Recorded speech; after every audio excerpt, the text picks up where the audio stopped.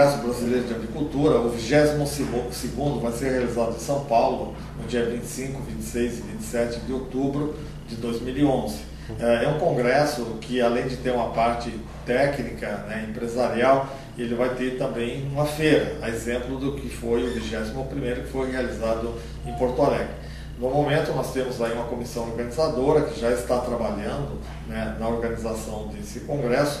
e já temos um temário, um pré-temário, né, em elaboração, onde nós vamos ter palestras empresariais, vamos discutir alguns assuntos, como a questão de reforma tributária, a questão tributária que impacta aí bastante o setor, a questão de abastecimento de milho, de grãos, né, então um tema bastante importante, né, para a agricultura, antimicrobianos, o uso responsável de antimicrobianos, salmonela, que é um outro tema importante também para o setor, a questão bem-estar animal e ambiental, né, e meio ambiente. Então são temas aí, a parte de ovos também, vamos estar discutindo, temos uma programação bastante robusta para o setor de ovos,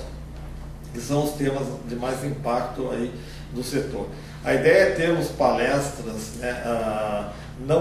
palestras que atinjam ou que são dirigidas, ou que interessam diretamente ao produtor e aos técnicos que trabalham também no campo, né, e aos empresários, na parte técnica, na parte empresarial, temas do dia a dia dos empresários. A ideia é a gente ter um congresso grande, um congresso forte, um congresso com uma forte presença política, né, representação política, para que a gente possa levar para o governo os anseios do setor. É um setor que exporta 7 bilhões de dólares ao ano em produtos agrícolas,